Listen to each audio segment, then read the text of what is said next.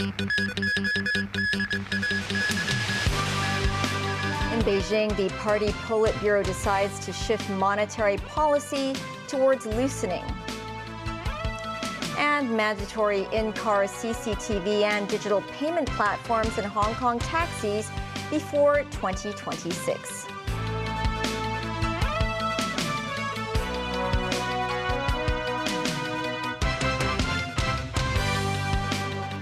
The Politburo Standing Committee of the Chinese Communist Party has decided to shift monetary policy towards loosening for the first time since 2010.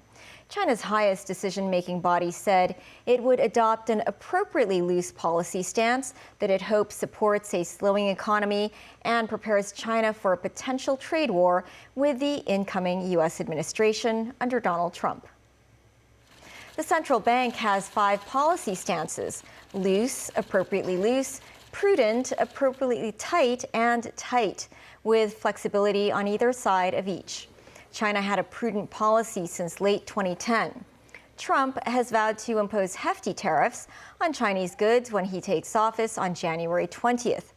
Politburo members were meeting before this week's annual Central Economic Work Conference, which will set out key targets and policy intentions for 2025. In its remarks, it said China must vigorously boost consumption and expand domestic demand in all directions. Some analysts say the wording points to strong fiscal stimulus, big rate cuts, and asset buying in 2025. China's economy is growing slightly slower than the 5% target in annual terms, and its property sector is still struggling. The government has mandated that all taxis must install in-car CCTV cameras and provide digital payment platforms before 2026.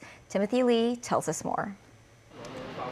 As digital payments slowly become the norm, many taxi drivers in Hong Kong are still only willing to accept payments in cash, often at the expense of tourist convenience. E-payment is very convenient nowadays, especially because we're tourists, so our cash is very limited. This as the Transport and Logistics Bureau earlier proposed that all taxis must offer digital payment platforms for both QR code and non-QR code options, including Octopus cards, credit cards, WeChat Pay, or Alipay. But some taxi drivers voiced their concerns about the measure. This driver said it's difficult to implement all these changes and that they are unnecessary burdens. Regarding concerns about increased operational costs, this honorary president of a Taxi Owners Association hopes authorities will extend the measure's adjustment period, adding that drivers currently using digital payment platforms often experience the lack of cellular service near the border. Besides payment systems, the government's proposal also mandates all taxis to install in-car CCTV cameras and a global positioning system, or GPS.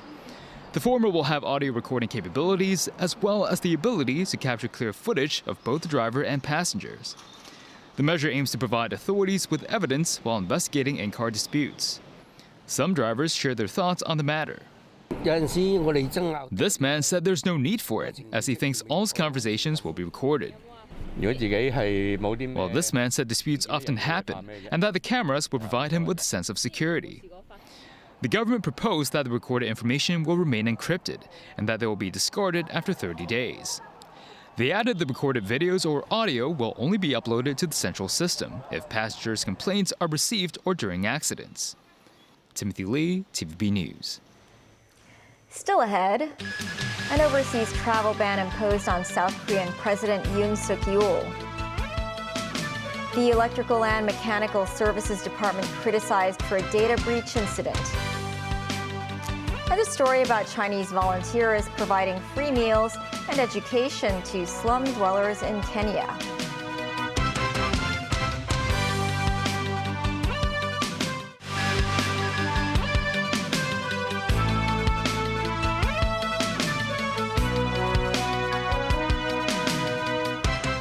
Welcome back. South Korean President Yoon Suk-yeol is still in control of the military despite an overseas travel ban order on him by the Justice Ministry. Yoon is under investigation for his short-lived declaration of martial law last week.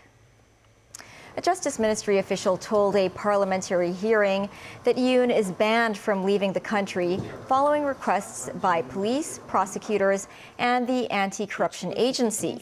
Authorities are investigating allegations of rebellion and other charges over Yoon's brief imposition of martial law last Tuesday. The martial law decree brought armed special forces troops onto the streets of Seoul, plunging South Korea into turmoil. The president mostly has immunity from prosecution while in office, but it does not extend to allegations of rebellion or treason. With the stark disparities of wealth, over 40% of the population in Kenya's capital live in slums. A number of Chinese volunteers have embarked on a mission to provide free education and meals to the slum dwellers. They hope to help address poverty and build a better future for the East African nation using China's experience. Danny Zhou has more.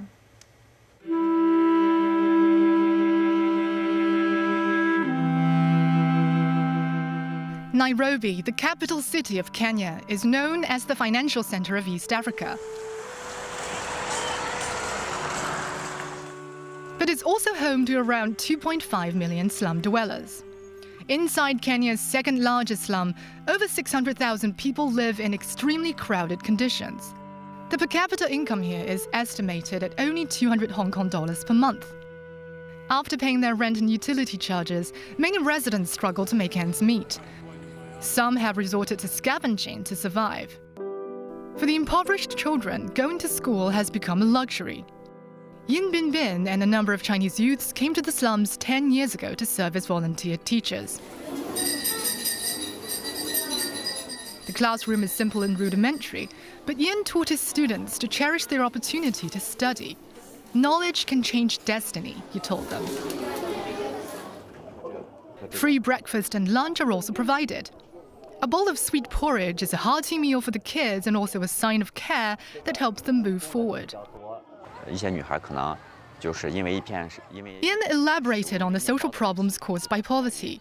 In the past, some local girls got pregnant because of the lack of food, while youngsters who do not receive education would likely turn into hooligans. So, as long as the children can get fed at school, they will have the chance to get out of the slum in future, he said. Besides primary courses, the school also organizes a variety of extracurricular activities.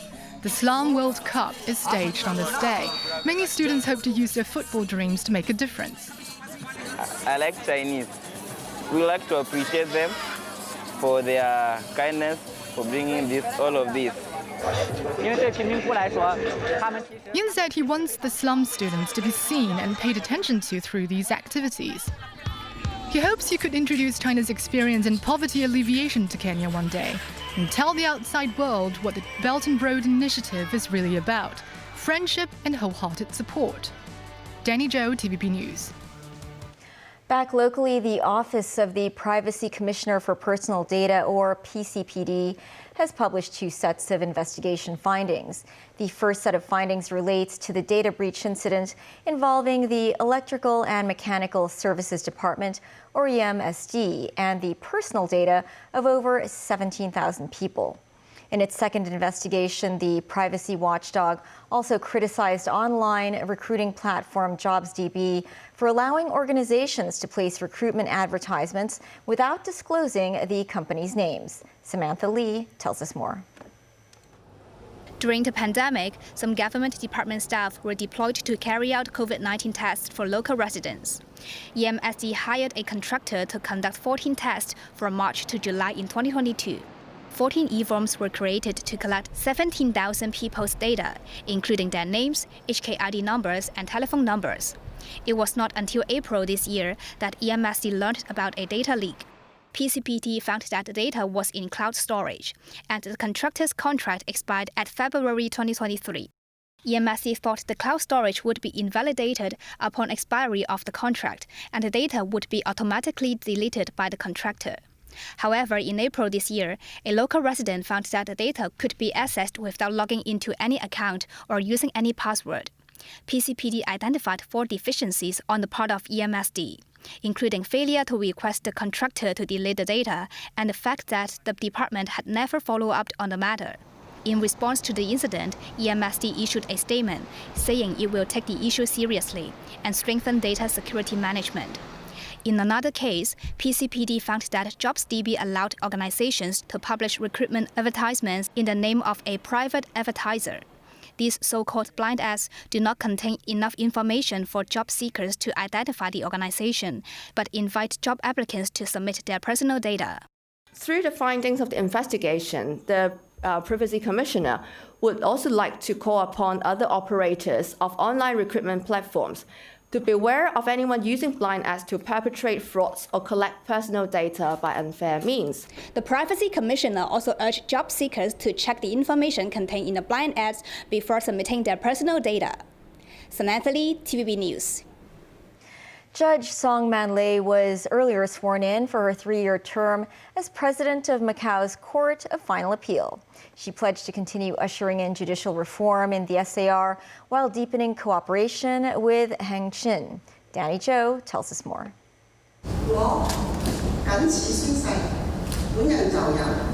Song Man-lei made history as Macau's first female top judge, taking over from Chief Executive Designate Sam Ho-fai.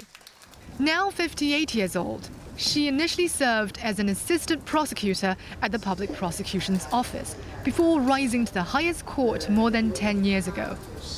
Song shared her insights into her new post in a recent interview. She said it is hoped that the new administration in Macau can constantly improve its work and implement the principle of one country, two systems. There are currently 52 judges in Macau. Song said she's delighted to see new judges joining the team, adding that the number of court cases is on the rise as a result of Macau's social development and economic boom. One of the major tasks of the highest court is to further promote judicial reform. Song vowed to adopt measures to enhance judicial efficiency.